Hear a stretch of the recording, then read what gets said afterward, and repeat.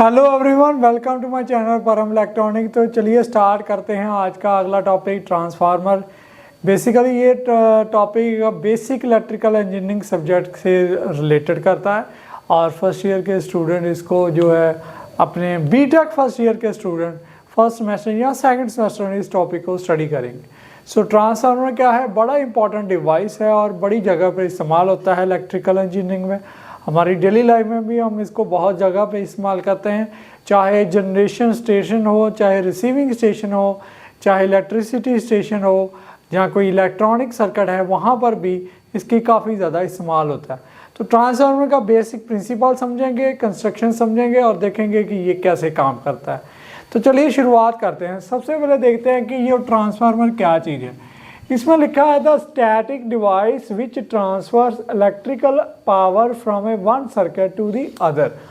होता क्या है कि इसमें कंसेप्ट चलेगा इलेक्ट्रोमैग्नेटिक इंडक्शन का। वर्किंग प्रिंसिपल में भी देखेंगे। हम क्या करेंगे, इलेक्ट्रिकल एनर्जी को एक जगह से दूसरी जगह ट्रांसफ़र करेंगे पर विदाउट एनी इलेक्ट्रिकल कनेक्शन। बड़ा इंटरेस्टिंग बात है कि विदाउट इलेक्ट्रिकल कनेक्शन कैसे आप एक जगह से इलेक्ट्रिक एनर्जी को दूसरी जगह ट्रांसफ़र करेंगे। तो इसके लिए पहले थोड़ी सी ब्लॉक डायग्राम सुनते हैं, फिर इसके वर्किंग प्रिंसिपल पे आएंगे, तभी हमें जाके क्लैरिटी होगी। तो ब्लॉक डायग्राम में देखिए, यहाँ पर इनपुट साइड है और ये हमने एक ब्लॉक बनाया हुआ है ट्रांसफार्मर का, और ये इनपुट साइड है जिसमें V1 इनपुट है, I1 इनपुट करंट है जो कि हमने ट्रांसफार्मर को दिया, और आपको इसी तरह से आउटपुट मिलेगी जिसमें हमने V2 वोल्टेज मिलेगी और I2 करंट मिलेगा। अब देखिए, जो ट्रांसफार्मर होता है यहाँ तो वोल्टेज को वो अप करेगा, यहाँ वोल्टेज को डाउन करेगा। इसके लिए दो कैटेगरी निकल के आती है। पहली आती है स्टेप अप, जिसमें जो आपकी आउटपुट है वो ग्रेटर रहेगी इनपुट से, यानी कि V2 ग्रेटर देन V1 रहेगी। फिर आएगी स्टेप डाउन। तो स्टेप डाउन के केस में यानी कि आपके जो इनपुट दी है उसको कम करके उसने प्रोवाइड करना है। इसमें जो आउटपुट होगी V2 वो लेस देन रहेगी V1 से। तो ये कहाँ पर इस्तेमाल होता है, ये इंपॉर्टेंट पार्ट है, और ये भी पार्ट है कि कहाँ पर नेसेसरी रहती है। देखिए, जितनी पावर जनरेट होती है, चाहे डायम्स हो जाए।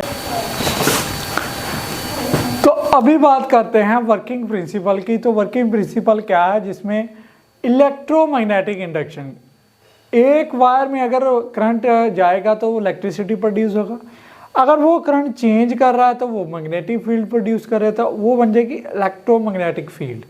इलेक्ट्रोमैग्नेटिक फील्ड को फिर एक जगह से दूसरी जगह कैसे ट्रांसफर करना है, उसके लिए कंसेप्ट होता है इंडक्टर का। ये हमारे पास इंडक्टर है। अगर इसमें आप अल्टरनेटिव करंट जाता है तो सेल्फ इंडक्शन यानी कि प्रोड्यूस होती है, जिसकी वजह से ईएमएफ प्रोड्यूस होता है। इसके पैरेलली अगर आप एक कॉइल रख देंगे तो वहाँ पर भी ये इंड्यूस कर देगा, फ्लक्स के आपके इंड्यूस कर देगा, जिसकी वजह से ईएमएफ प्रोड्यूस होगी। उस कंसेप्ट को बोलेंगे म्यूचुअल इंडक्शन। तो ये म्यूचुअल इंडक्शन का ही कंसेप्ट है। ये डायग्राम कैसे पता चलेगी, ये जी कंसेप्ट इस डायग्राम से पता चलेगा। इस डायग्राम में देखिए, ये फ्रेम है हमारे पास। ये फ्रेम की जो सिलिकॉन स्टील है उसको शीट्स में काट के इस तरह से स्क्वायर फ्रेम में हम अटैच करते हैं। ये लैमिनेटेड रहती हैं, हिस्टेरिसिस लॉसेस कम रहे, और ये इंसुलेटिंग मटेरियल भी इनके बीच इंस्टॉल किया जाता है जिससे एडी करंट लॉस कम रहे। ये इनपुट साइड प्राइमरी वाइंडिंग है, और ये प्राइमरी वाइंडिंग जब आप वोल्टेज सप्लाई करेंगे तो फ्लक्स प्रोड्यूस होगा, क्योंकि ये चेंजेबल है, अल्टरनेटिंग है, और जिसकी वजह से यहाँ पर ईएमएफ प्रोड्यूस होगा E1। तो फ्लक्स फाई जो है इस तरह से ट्रैवल करते हुए दूसरी वाइंडिंग, ये दूसरा जो छोर होगा ये होगा आपका प्राइमरी का, तो यहाँ सॉरी सेकेंडरी का, तो ये सेकेंडरी की तरफ जो है ट्रांसफ़र करेगी।